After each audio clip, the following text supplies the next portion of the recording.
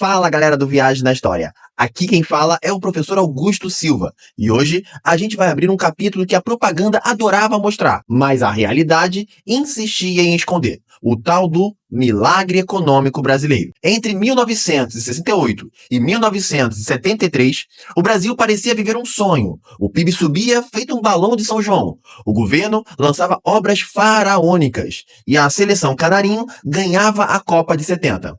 Mas por trás dessa vitrine de progresso tinha uma base social frágil, uma repressão pesada e uma dívida que só crescia. Então já se inscreve no canal, ativa o sininho e deixa aquele like e bora entender por que esse milagre era na real um pacote de marketing com um cheiro de gasolina cara e feijão faltando na panela.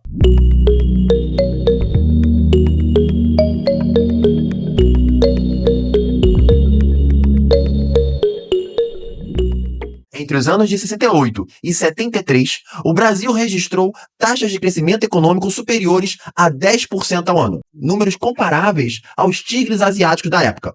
O responsável direto pela condução da economia era Antônio Delfim Neto, ministro da Fazenda no governo Costa e Silva e depois no governo de Emílio Garrastazu Médici. É preciso deixar o bolo crescer antes de pensar em distribuí-lo. Só esqueceram de avisar que o bolo ia direto para o andar de cima e a classe trabalhadora continuou passando fome. Segundo Maria da Conceição Tavares, economista e crítica feroz do regime, o milagre econômico foi um crescimento sem equidade, com raízes na repressão ao movimento sindical e o arroz salarial, e na subordinação ao capital estrangeiro. A economia que não se preocupa com a justiça social é uma economia que condena os povos a isso que está ocorrendo no mundo inteiro. Uma brutal concentração de renda e de riqueza, um desemprego e a miséria. E isso está acontecendo até no norte, não é só no Brasil não. É no norte também, nos Estados Unidos, na França, na Alemanha. Isto, para mim, não é economia.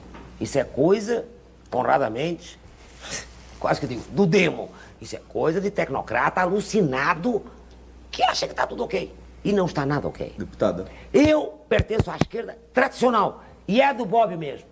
Eu me preocupo desde que nasci, praticamente, porque minha mãe e meu pai também se preocupavam, e é sempre os pais que ensinam, antes da escola, com a justiça social.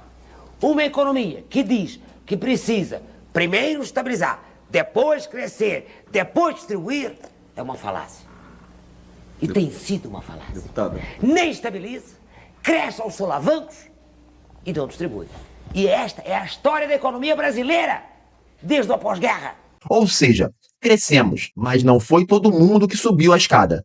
Enquanto as empresas multinacionais lucravam, o povo viu o salário perder poder de compra. O milagre não veio do nada. Veio de empréstimos estrangeiros, principalmente com bancos norte-americanos e europeus, num contexto de crédito internacional abundante pós-Bretton Woods. O Brasil pegou essa grana e investiu em obras gigantescas. Usina de Itaipu, Transamazônica, Ponte Rio-Niterói, metrô de São Paulo, Zona Franca de Manaus, mas essas obras priorizavam interesses geopolíticos e militares, como a ocupação da Amazônia, que segundo Carlos Fico, servia mais a um projeto de segurança nacional do que bem-estar da população local. Era a construção de uma infraestrutura estratégica para reforçar o poder do Estado e garantir domínio territorial, mais do que para atender às necessidades da população. Ao mesmo tempo, o regime precisava vender a imagem de sucesso, e nada melhor do que usar a paixão nacional, o futebol. Em 1970, a seleção de Pelé, Jairzinho e Tostão, o Brasil conquistou o tricampeonato mundial. A vitória foi imediatamente associada ao sucesso do governo Médici. Como aponta o historiador Daniel Arão Reis, o futebol serviu como catalisador do discurso de unidade e grandeza nacional, enquanto a repressão seguia firme nos porões. A música Pra Frente Brasil virou símbolo da propaganda ufanista, misturando patriotismo, vitória e silêncio sobre as torturas. Já que o PIB cresceu mais de 10% ao ano, vamos fazer esse canal crescer também, né? Se inscreve aí, clica no sininho e ativa esse milagre moderno da internet. Enquanto os dados macroeconômicos impressionavam, a realidade era outra. Salários congelados, inflação escondida por tabelamento, explosão da dívida externa e desigualdade crescente. A historiadora Denise Hollenberg destaca que o milagre foi sustentado pela supressão de direitos e pelo controle sobre os trabalhadores, que ajudava a manter os índices de produtividade altos sem compensação social. Além disso, a dívida externa, que em 64 era de cerca de 3 bilhões de dólares, chegou a 90 bilhões nos anos 80, amarrando o Brasil ao capital financeiro internacional. O choque do petróleo, em 1973, foi o início do fim. O custo da energia disparou, a inflação voltou com tudo e os juros internacionais subiram.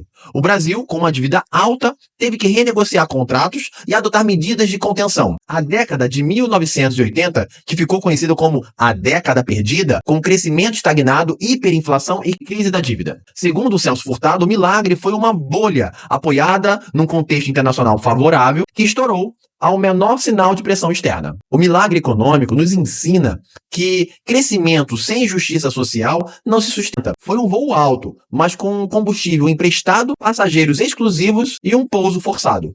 O modelo exaltado pelo regime militar deixou cicatrizes: concentração de renda, endividamento externo, desvalorização do trabalho, autoritarismo estatal. Como lembra o Marcelo Ridente, a ideologia do progresso, quando separada de direitos, acaba legitimando desigualdade e violências. E aí, galera, o que vocês acham? Milagre mesmo ou só um truque bem maquiado?